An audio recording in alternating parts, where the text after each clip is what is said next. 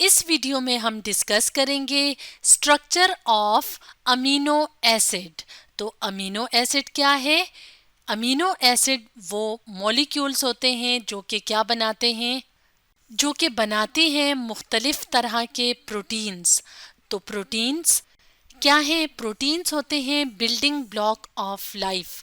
जैसे कि हम जानते हैं कि प्रोटीन्स जो हैं वो हमारी बॉडी के मुख्तलिफ स्ट्रक्चर्स बनाती हैं। जैसे कि हमारे हेयर्स जो हैं वो मुख्तलिफ तरह की प्रोटीन से मिलके बने होते हैं।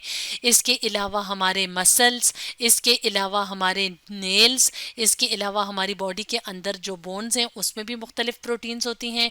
इसके अलावा हमारी बॉडी के अंदर जो मुख्तलिफ ऑर्गन्स होते हैं, जैसे हमारा हार्ट है, लंग्स हैं, लिवर है, तो इसमें भी मुख्तलिफ प्रोटीन्स शामिल होती हैं, यानी उनके बनाने में भी मुख्तलिफ प्रोटीन्स शामिल होती हैं। तो प्रोटीन्स को जो स्ट्रक्चर्स बनाते हैं उनको क्या कहते हैं? Amino acids. जैसे कि यहाँ पे अगर हम अपने सामने इस डायग्राम में देखें तो ये वाले जो स्ट्रक्चर्स होते हैं, यानी ये जो छोटे छोटे मॉलिक्यूल्स होते हैं, ये क्या कहलाते हैं? Amino acids. जैसे कि एक जब बिल्डिंग बनती है तो उसके लिए ईंटें चाहिए होती हैं, तो आप ये समझें कि ये जो ईंटें हैं ये क्या हैं? अमीनो एसिड के मॉलिक्यूल्स हैं। तो जब ज़्यादा सारी ईंटें जो हैं वो आपस में जोड़ी जाती हैं तो वो क्या बना देती हैं? एक दीवार। और जब ज़्यादा सारी दीवारें और उसके ऊपर जब छत डाली जाती है तो वो एक बिल्डिंग बन जाती है। तो बिल्कुल इसी तरह से अमीनो एसिड्स आपस में जब लिंक करते हैं, यानी आपस में मुख्तलिफ जो अमीनो एसिड्स हैं जब ये आपस में जुड़ते हैं तो ये क्या बनाते हैं? पेप्टाइड्स, यानी इस तरह की चेन्स बनाते हैं। तो जब ये चेन्स जो हैं ये एक ख़ास लिमिट तक, यानी मुख्तलिफ प्रोटीन्स जो हैं वो मुख्तलिफ लेंथ की उनमें मुख्तलिफ नंबर ऑफ पेप्टाइड चेन्स होते हैं, यानी कि अमाइनो एसिड्स जो हैं वो मुख्तलिफ तरह से कंबाइन करती हैं, मुख्तलिफ पेप्टाइड चेन्स बनाती हैं। और जब ज़्यादा सारी पेप्टाइड चेन्स मिलती हैं तो वो प्रोटीन्स बनाती हैं। या हम यूँ कहें कि जब इन पेप्टाइड चेन्स की लेंथ ज़्यादा हो जाती है और एक ख़ास लिमिट तक पहुँचती है तो वो क्या बना देते हैं? मुख्तलिफ प्रोटीन के मॉलिक्यूल्स। तो 20 अमीनो एसिड्स होते हैं जो मिल के क्या बनाते हैं? प्रोटीन्स। जैसे कि यहाँ पे अगर हम अपने सामने इस डायग्राम में देखें तो यहाँ पे मुख्तलिफ तरह की अमीनो एसिड्स नज़र आ रही हैं, जो कि टोटल कितनी हैं? 20 हैं। तो जब ये मुख्तलिफ कॉम्बिनेशंस में आपस में मिलती हैं तो ये मुख्तलिफ तरह की प्रोटीन्स बनाती हैं। तो अब हम ये देखेंगे कि ये जो अमीनो एसिड्स हैं इनका बेसिक स्ट्रक्चर क्या है। यानी बेसिक स्ट्रक्चर जो है वो सब अमीनो एसिड्स का एक होता है। और हम ये भी देखेंगे कि कहाँ पे डिफरेंस आता है जिसकी वजह से मुख्तलिफ अमीनो एसिड्स के मॉलिक्यूल्स बनते हैं। तो स्ट्रक्चर को समझने के लिए यहाँ पे हम अपने सामने इस तस्वीर को, इस डायग्राम को ले आते हैं। तो इस डायग्राम में अगर हम देखें तो यहाँ पे basic structure of amino acid हमें नज़र आ रहा है। तो यहाँ पे जो सेंटर में, बिल्कुल सेंटर में जो कार्बन एटम होता है उसको क्या कहा जाता है? उसको कहा जाता है अल्फा कार्बन। तो ये क्या है? ये जो सेंट्रल कार्बन एटम है ये अल्फा कार्बन है और बाकी के जो ग्रुप्स हैं वो इस सेंट्रल कार्बन एटम्स के साथ अटैच होते हैं, यानी बॉन्ड बनाते हैं। तो इस अल्फा कार्बन के इर्द गिर्द कौन कौन से ग्रुप आप देख सकते हैं? इनमें आप देख सकते हैं अमीनो ग्रुप, जो कि क्या है? NH2 group. तो ये क्या है? अमीनो ग्रुप होता है। और जो दूसरा ग्रुप है वो है कार्बोक्सिल ग्रुप, COOH ग्रुप। ये कहाँ पे है? ये वाला ग्रुप, COOH ग्रुप। इसके अलावा ये क्या है? ये जो तीसरी साइड है, थर्ड साइड है, वहाँ पे एक हाइड्रोजन एटम अटैच है। और जो फोर्थ साइड है वहाँ पे एक R चेन या साइड चेन अटैच है। इसे क्या कहा जाता है? Organic R group.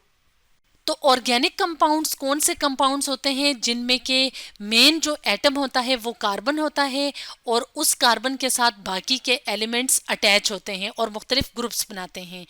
तो जैसे कि जो दूसरे एलिमेंट्स हैं वो कौन से हो सकते हैं? Nitrogen, hydrogen, oxygen. इस तरह से जो मुख्तलिफ एलिमेंट्स होते हैं वो सेंट्रल कार्बन के साथ मिल के क्या बनाते हैं? आर ग्रुप बनाते हैं।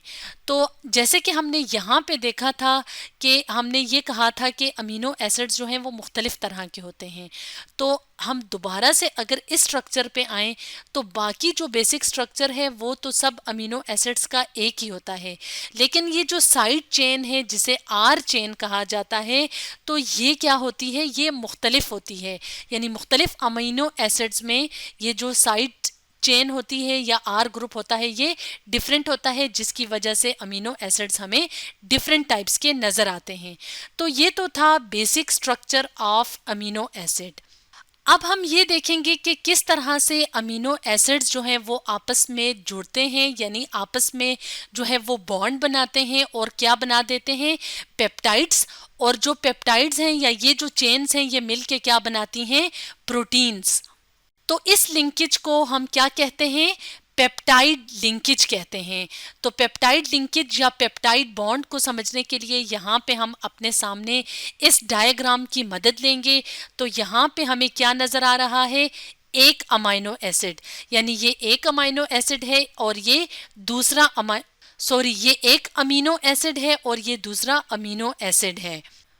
तो एक जो अमीनो एसिड होता है वो लूज करता है इस रिएक्शन में, यानी ये जब आपस में पेप्टाइड लिंकेज बना रहे होते हैं तो इस रिएक्शन में क्या होता है कि एक जो अमीनो एसिड होता है उसका जो COOH ग्रुप होता है उसका OH लूज होता है, यानी एक कार्बोक्सिल ग्रुप का OH लूज होता है, और जो दूसरा अमीनो एसिड होता है उसका जो अमीनो ग्रुप होता है NH2 ग्रुप, उसमें से एक H जो है वो लूज करता है।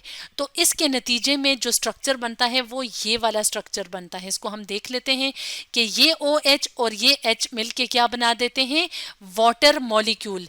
यानी इस रिएक्शन में क्या होता है, एक वाटर मॉलिक्यूल जो है वो सिंथेसाइज होता है या एक वाटर मॉलिक्यूल लूज होता है, इसलिए इसको इस जो पेप्टाइड बॉन्ड बनाने का जो प्रोसेस होता है अमीनो एसिड्स के दरमियान, इसको डिहाइड्रेशन सिंथेसिस भी कहा जाता है।